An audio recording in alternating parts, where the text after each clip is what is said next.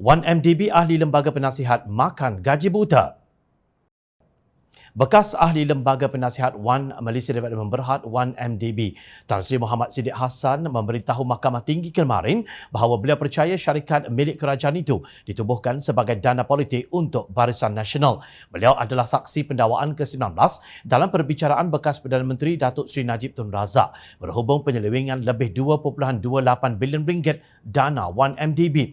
Siddiq membuat pendedahan itu tatkala menjelaskan mengapa beliau tidak bertanya tentang masalah yang dilaporkan dalam media mengenai Wan MDB berkaitan dengan dana yang didakwa diselewengkan. Saya juga mengesahkan bahawa Datuk Seri Najib Razak sebagai Perdana Menteri tidak pernah memberitahu saya mengenai sebarang isu yang berlaku dalam Wan MDB walaupun saya dilantik sebagai salah seorang ahli lembaga penasihat Wan MDB. Saya juga tidak pernah bertanya kepada Datuk Seri Muhammad Najib mengapa tiada mesyuarat lembaga penasihat Wan MDB diadakan sepanjang tempoh saya memegang jawatan sebagai ahli lembaga penasihat Wan MDB. Saya juga tidak dilaporkan oleh mana-mana wakil Wan MDB mengenai operasi dan pelaburan yang dijalankan oleh pihak Wan MDB. Saya ingin nyatakan di sini saya tidak pernah bertanya kepada Datuk Seri Najib atau sesiapa dalam Wan MDB tentang masalah yang berlaku dalam Wan MDB kerana mengikut pemahaman saya, Wan MDB ditubuhkan untuk menjadi dana politik kepada parti pemerintah ketika itu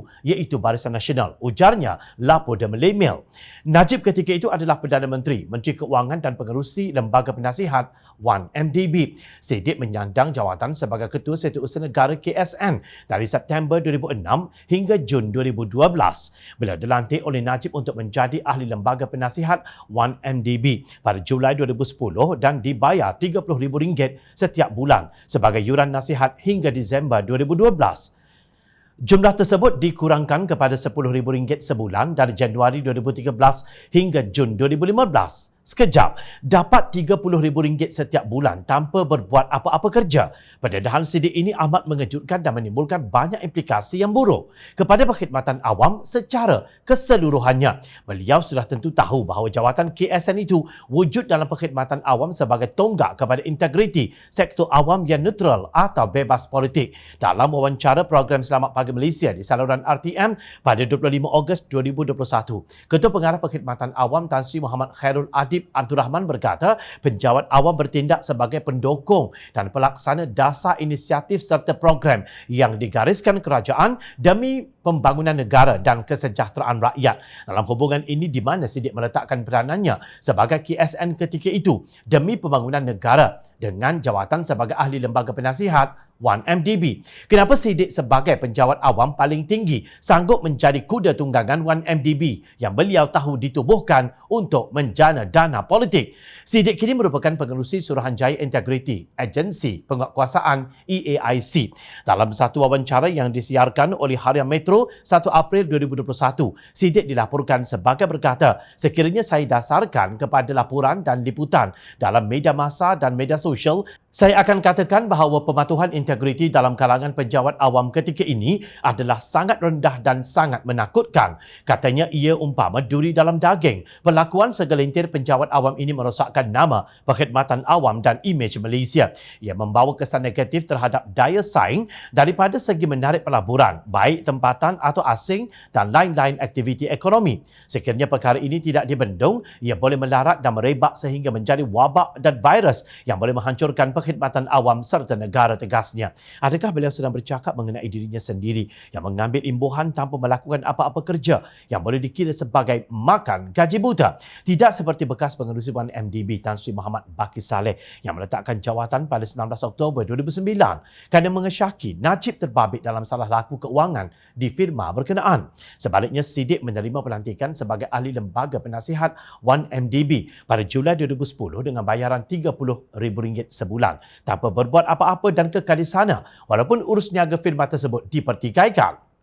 Siddiq mengaku melihat laporan media berkenaan dakwaan penyelewengan dana Wan MDB dan siasatan Suruhanjaya Pencegahan Rasuah Malaysia SPRM. Justru di manakah kerajaan meletakkan integriti menerusi Siddiq sebagai pengerusi EAIC. Beliau juga adalah pengerusi Suruhanjaya Siasatan Diraja RCI yang dilantik oleh Najib pada tahun 2017 untuk menyiasat kerugian pertukaran asing forex oleh Bank Negara pada tahun 90-an. Laporan itu menyatakan BNM mengalami kerugian 31.5 bilion ringgit antara 1992 dan 1994. Jawatankuasa berkenaan mencadangkan supaya pihak polis membuka siasatan untuk mengenal pasti sama ada terdapat unsur pecah amanah dan penipuan oleh pihak tertentu termasuk Perdana Menteri ketika itu Tun Dr. Mahathir dan Menteri Keuangannya Datuk Seri Anwar Ibrahim. Berdasarkan pengakuan Siddiq yang menerima imbuhan wang daripada dana 1MDB tanpa berbuat sebarang kerja, beliau sebenarnya tidak layak bercakap tentang integriti atau menerajui mana-mana Suruhanjaya Integriti atau mengetuai RCI untuk menyiasat perihal integriti walaupun tata kelola tak diurus negara. Jika beliau masih menyimpan rasa malu, beliau seharusnya mengembalikan semua wang yang diperolehi daripada 1MDB sebagaimana bekas Ketua Pegawai Eksekutif Astro Malaysia Holdings Berhad, Datuk Rohana Rozhan yang bersetuju menyerahkan semula $10 juta Amerika yang diberikan oleh bekas pegawai Bank Goldman Sachs Group Tim Lesnya kepadanya. Tidak heran jika Malaysia terus merudum dalam indeks persepsi rasuah oleh Transparency International TI dan merangkak dalam pertumbuhan ekonomi. Ingatlah, Rasulullah telah memberi amaran menerusi sabda baginda yang bermaksud, ketahuilah setiap kamu ialah pemimpin dan setiap kamu akan ditanya mengenai kepimpinannya. Hadis riwayat Muslim.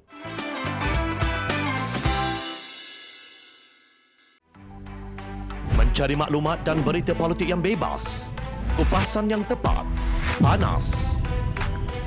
Dapatkannya secara eksklusif hanya di Jom Channel.